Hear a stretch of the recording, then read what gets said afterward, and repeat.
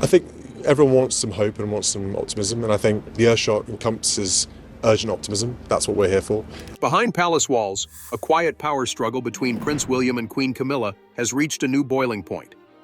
I think it's important to grow into a particular role with the right characteristics and the right qualities. From a shocking snub at a Windsor gala to whispered tensions dating back decades, what really lies beneath the royal smiles? As tradition clashes with personal loyalty, one decision threatens to reshape the future of the monarchy. Why was Camilla left in tears? And how far will Prince William go to protect his mother's legacy? Royal duty is often viewed as an honor, but for those born into the monarchy, it can also be a life-defining responsibility. For Prince William, that responsibility has been at the core of his identity since the moment he entered the world. Born on June 21, 1982, at St. Mary's Hospital in London, he was instantly thrust into the public spotlight as the firstborn son of then Prince Charles and Princess Diana. From the beginning, it was clear that William's life would be anything but ordinary. As the future king, William has grown up under constant scrutiny. Every move he makes, every public appearance, every statement he delivers carries the weight of centuries of tradition and expectation. He has lived his life in the shadow of the throne, preparing for a role that few can fully understand until they're in it. Over the years, he's worked to balance this pressure with a desire to modernize the monarchy while still respecting its long-standing customs. William has taken on a wide range of royal duties, including international diplomatic visits, military engagements, and charitable efforts. He's become particularly well known for his work around mental health awareness and environmental causes, areas where he's been vocal and hands-on. Many have seen him as a stabilizing force within the royal family, especially during periods of public uncertainty.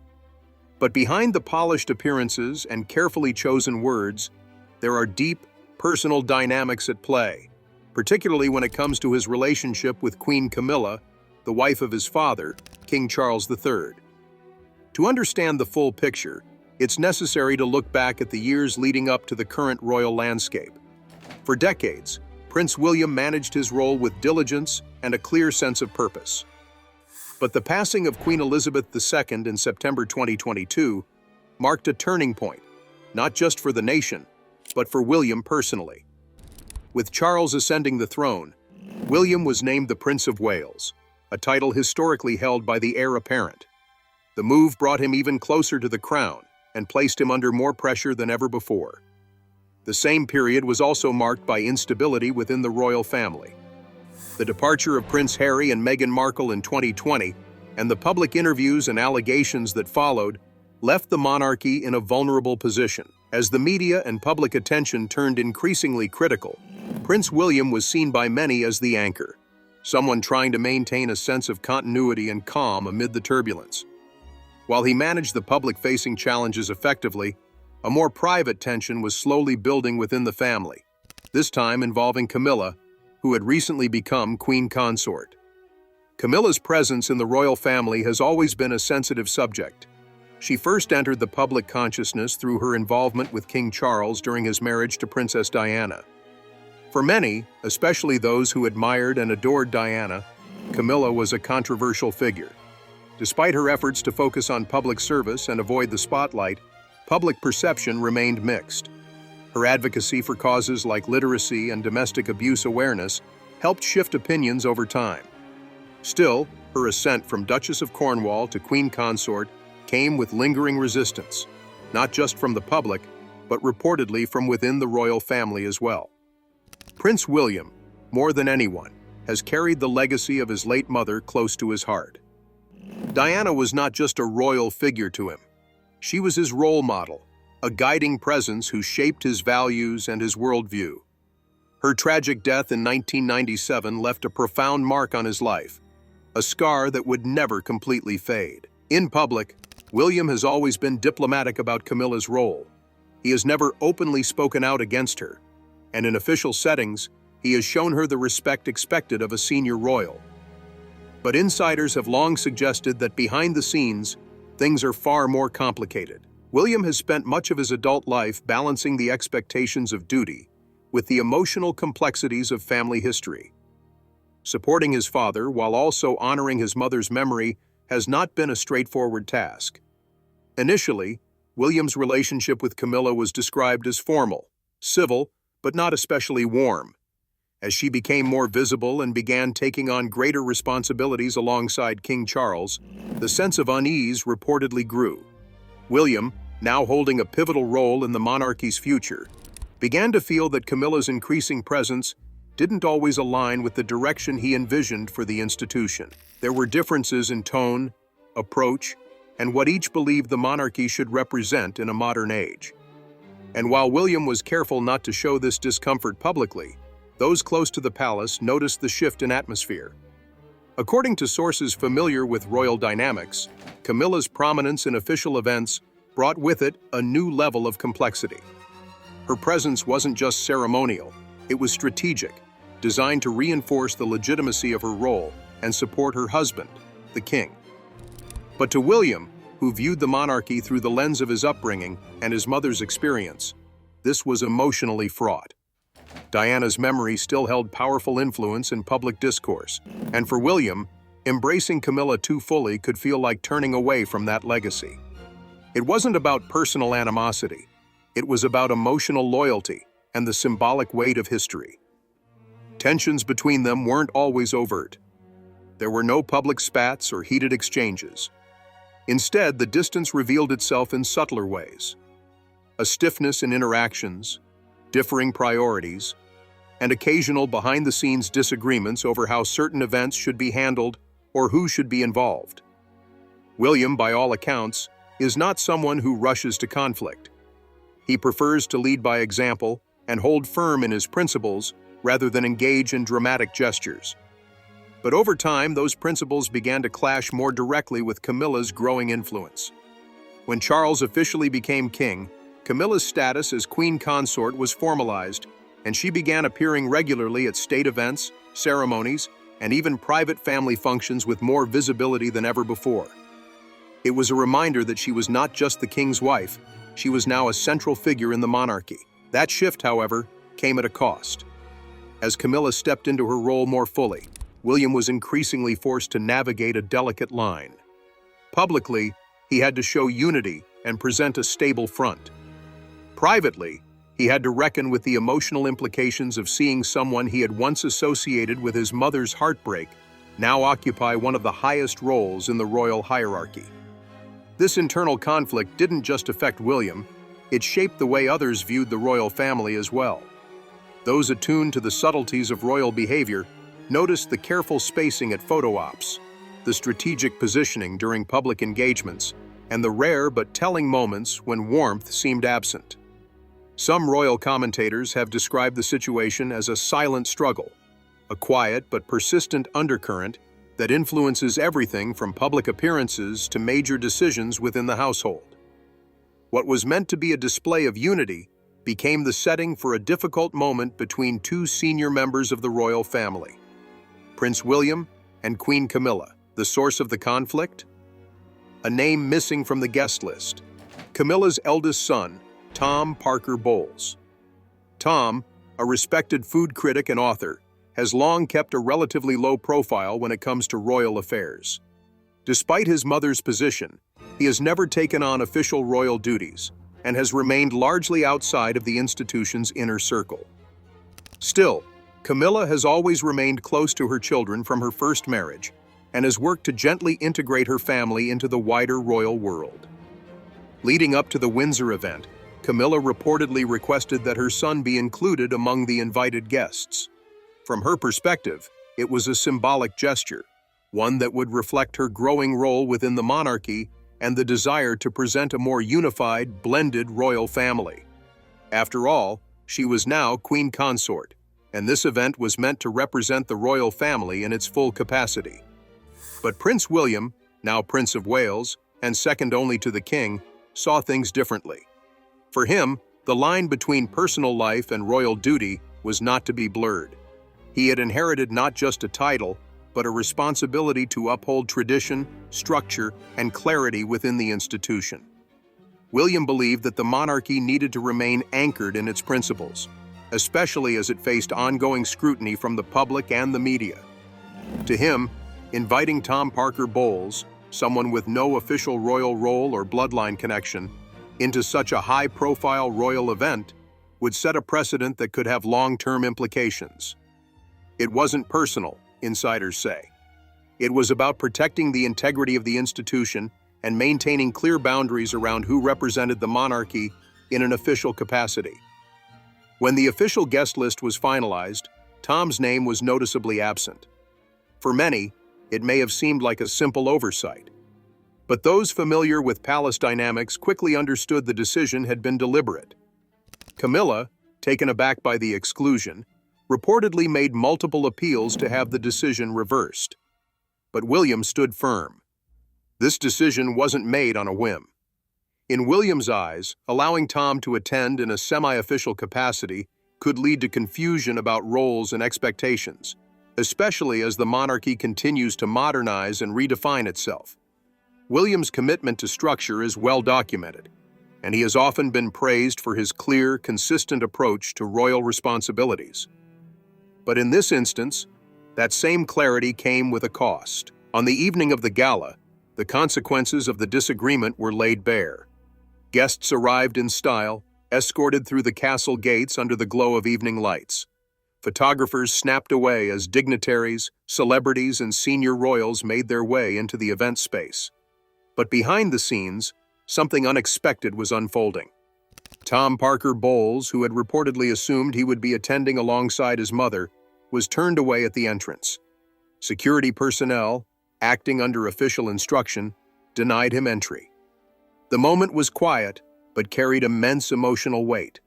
He had not made a scene, but those who witnessed the exchange noted the awkwardness and discomfort. For Queen Camilla, the incident was devastating. As a mother, she felt the sting of her child being excluded in such a public and undeniable way. And while she maintained her composure in front of cameras, those close to her said the humiliation was difficult to conceal. Inside the venue, she kept a dignified appearance. But for those who noticed, the tension was hard to ignore. What might have been a private disagreement between family members had now become a visible fracture within the royal household. The decision to exclude Tom became symbolic, representing not just a disagreement over one event, but deeper questions about belonging, loyalty, and the evolving definition of what the royal family actually is. Insiders were quick to point out that William's actions weren't driven by personal animosity. He has always approached his role with a sense of duty rather than emotion. But that doesn't mean the decision was free of impact. For Camilla, the message was clear. Despite her position as queen consort, her family would not automatically be granted the same inclusion or influence within royal affairs. This episode also tapped into older tensions that have simmered just beneath the surface for years. William's relationship with Camilla, though cordial in public, has long been described by royal watchers as somewhat distant. The complicated history involving his late mother, Princess Diana, still casts a long shadow, even decades after her passing. William has always been protective of Diana's memory. Allowing Camilla's son to have a visible presence in key royal events might have felt, consciously or not, like a dilution of that legacy. Whether or not that was a factor in his decision, it's difficult to ignore the symbolism at play. As news of the incident reached the public, reactions were mixed. Some supported William, praising his commitment to royal protocol and his clear stance on who should represent the institution. Others viewed it as an unnecessary slight, particularly towards Camilla, who has worked hard to carve out a place for herself within the monarchy. The media quickly picked up the story. Some outlets framed it as a power struggle between the future king and the queen consort.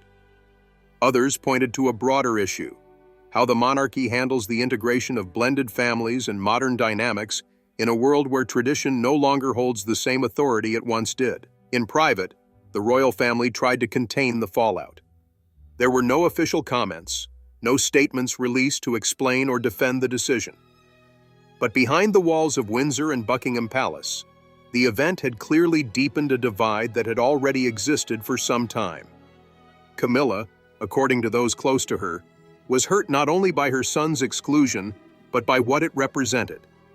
She had long hoped to bridge the gap between her family and the royal institution.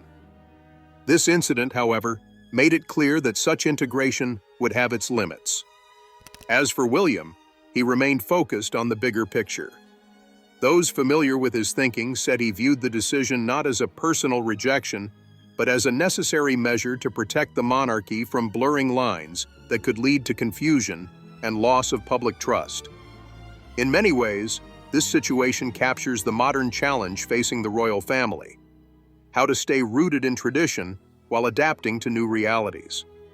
The Windsor Charity Gala may have ended with polite smiles and photographs, but for those at the center of the drama, it was a turning point, one that raised important questions about family, duty, and the future of the crown.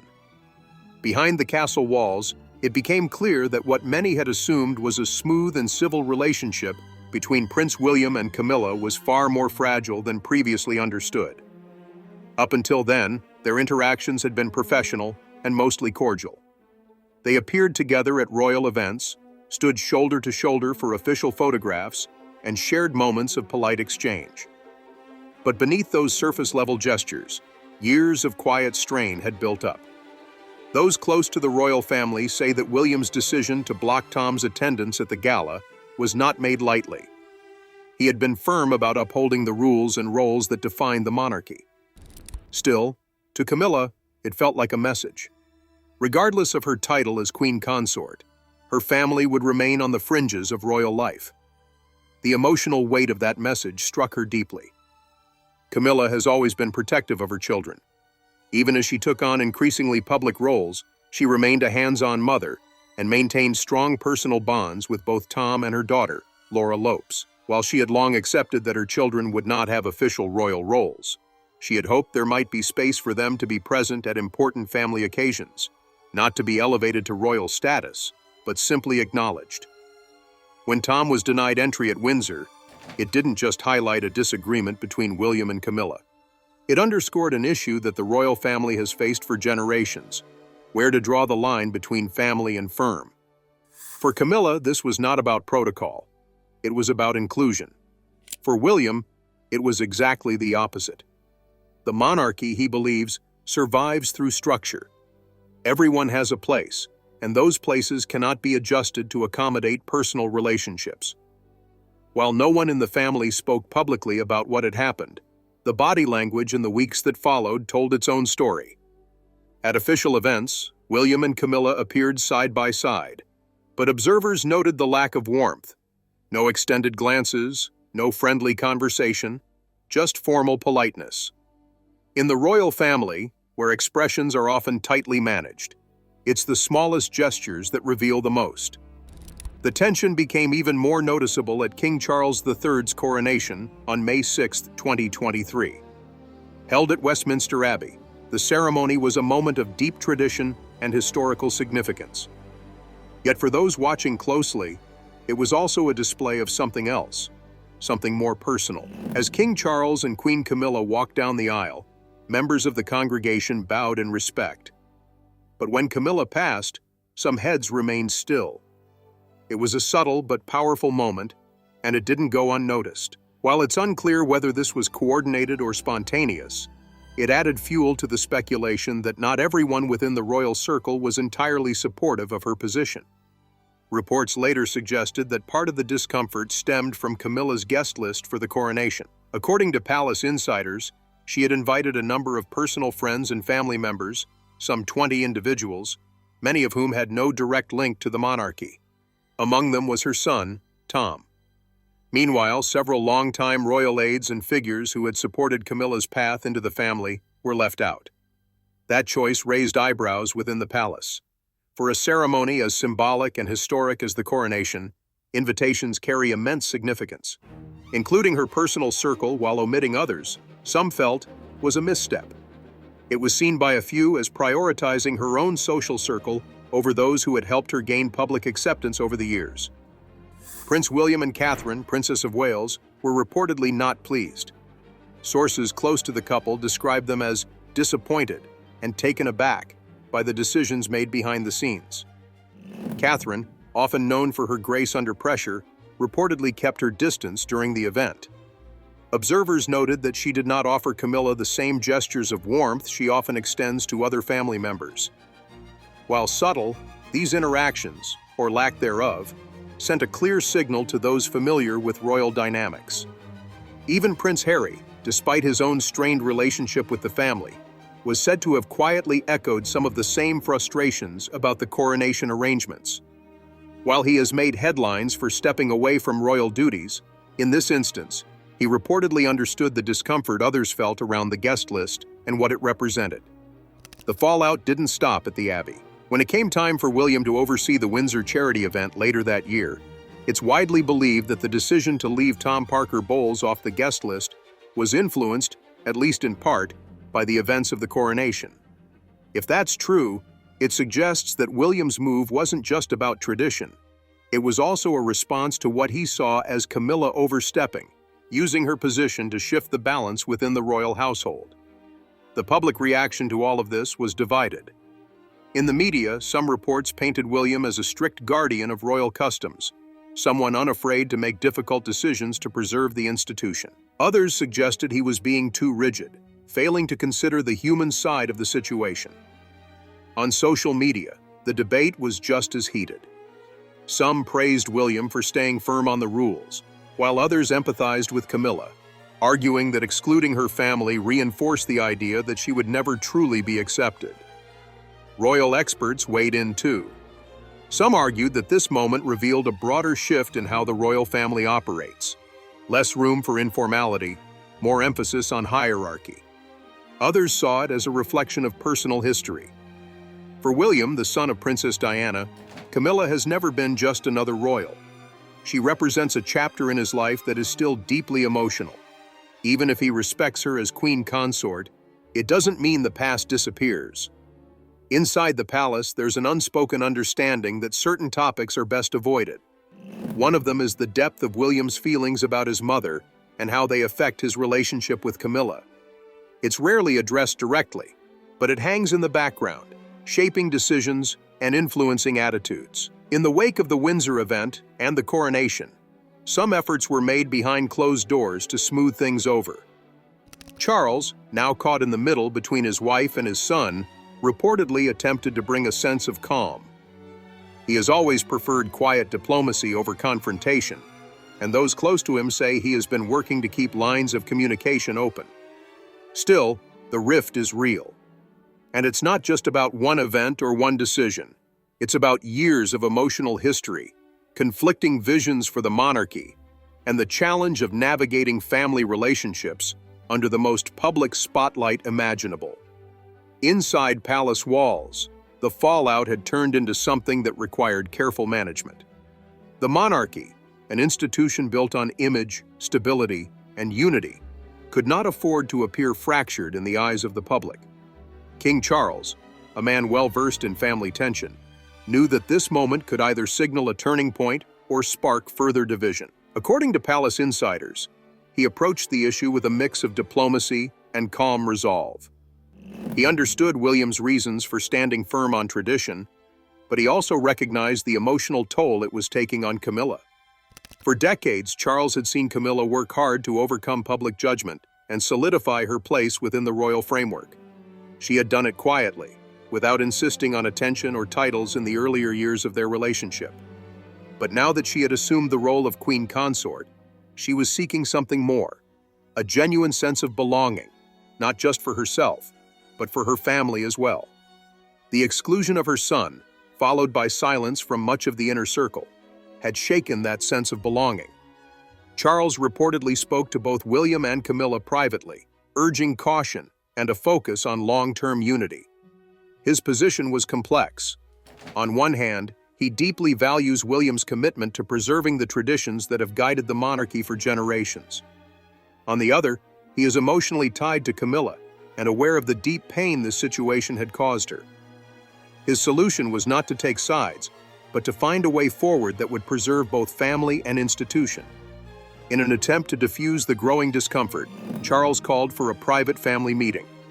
While these meetings are rarely acknowledged publicly, they play a key role in how the royal family manages its internal affairs. According to those familiar with what happened, the meeting was intended not to resolve every disagreement, but to reinforce the idea that unity must come before individual conflict. During the meeting, Charles reportedly reminded both Camilla and William that the monarchy had survived for centuries, not because of its perfect relationships, but because of its ability to adapt without crumbling. He encouraged both of them to set aside personal grievances and focus on their shared responsibilities. Whether that message truly eased the tension remains uncertain, but it marked a conscious effort to keep the rift from growing deeper. In the weeks that followed, the royal family returned to business as usual. Public appearances were carefully managed. Photographs showed smiles, and press releases kept the focus on charitable work and royal engagements. But those paying close attention could sense that not everything had been fully mended.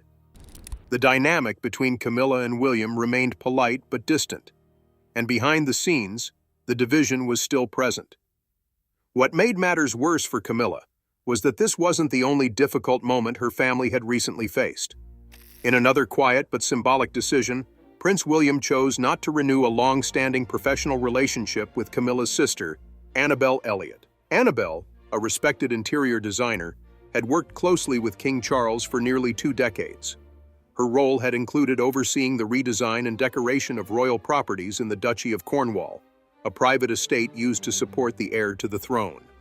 When King Charles became monarch in September 2022, William took over the Duchy of Cornwall. As part of a review of financial and operational matters, William decided not to continue Annabel's design contract. Reports indicated that the decision was not related to the quality of her work, but rather a broader effort to modernize and streamline operations under his leadership. Still, for Camilla, it felt personal. Annabel had been more than just a service provider. She was family, and had contributed significantly to the royal household's aesthetic and functionality. Camilla was reportedly deeply upset by the decision, not because she expected special treatment, but because it once again highlighted the limitations of her family's place in royal life. To have both her son and her sister pushed to the side in such a short span of time sent a message that was hard to ignore. Sources close to Camilla described her as emotionally affected by the situation. She had spent years walking a delicate line, being a wife, a mother, a public figure, and now a queen. And despite all that she had achieved, moments like these served as reminders that some parts of the institution still saw her and her family as separate from the royal core.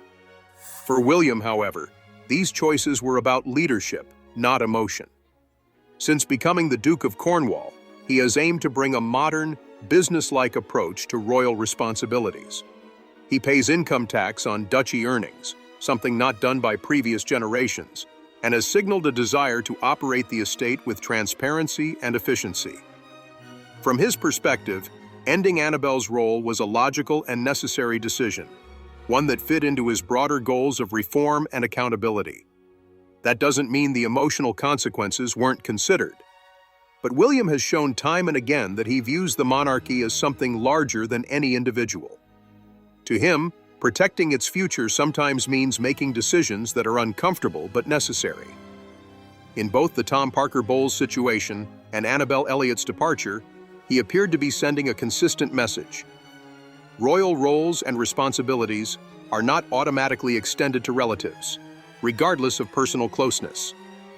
The ripple effects of these decisions were felt beyond the palace. In the press, commentators debated whether William's firm stance represented strong leadership or unnecessary coldness. Supporters praised his commitment to tradition and his efforts to maintain a clear, professional monarchy. Critics questioned whether his decisions might be too rigid, potentially alienating those who have supported the family from the margins for years.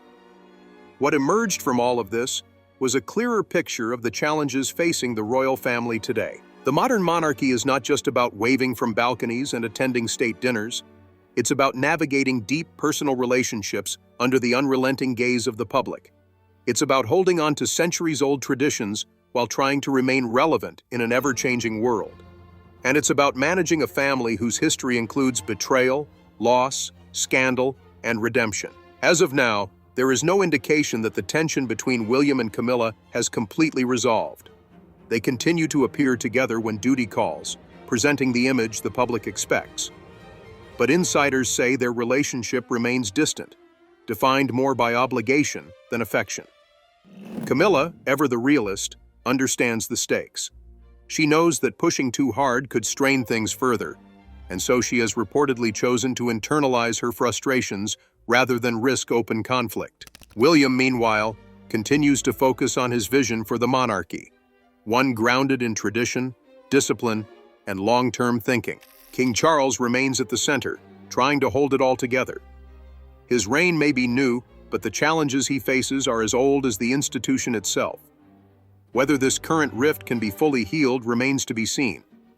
What's certain is that the royal family's future will be shaped not just by public approval and statecraft, but by how well its members manage their most personal relationships behind closed doors. For now, the royal family continues forward, smiling for the cameras, shaking hands, attending charity events. But beneath the surface, questions remain. Is unity truly possible in a family defined by hierarchy and history? Or will the effort to preserve the crown always come at the cost of individual connection?